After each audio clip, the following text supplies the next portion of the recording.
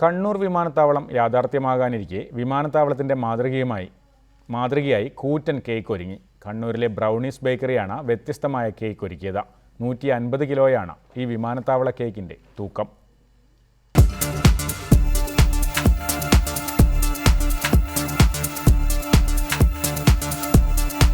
എല്ലാ ക്രിസ്മസിനും പുത്തൻ ആശയങ്ങൾ കേക്കുകളിൽ പരീക്ഷിക്കുന്ന ബ്രൗണീസ് ഇത്തവണ എടുത്തത് കണ്ണൂർ എയർപോർട്ടിന്റെ മാതൃക.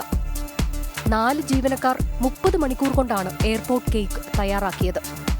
ഒറ്റ നോട്ടത്തിൽ യഥാർത്ഥ വിമാനത്താവളമാണോ എന്ന് സംശയിച്ചു പോകും.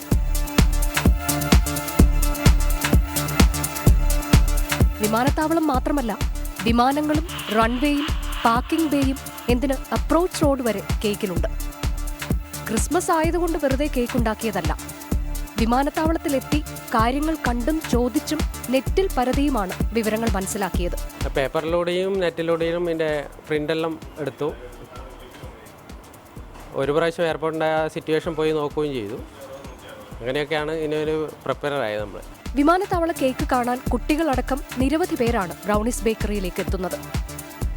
വിമാനവും പാർക്കിംഗ് ബേയും എന്തിന് പുൽനാമ്പ് വരെ ഭക്ഷ്യയോഗ്യമാണെന്ന് പറയും ബ്രൗണീസ് ബേക്കറിക്കാർ. റിപ്പോർട്ടർ, കണ്ണൂർ.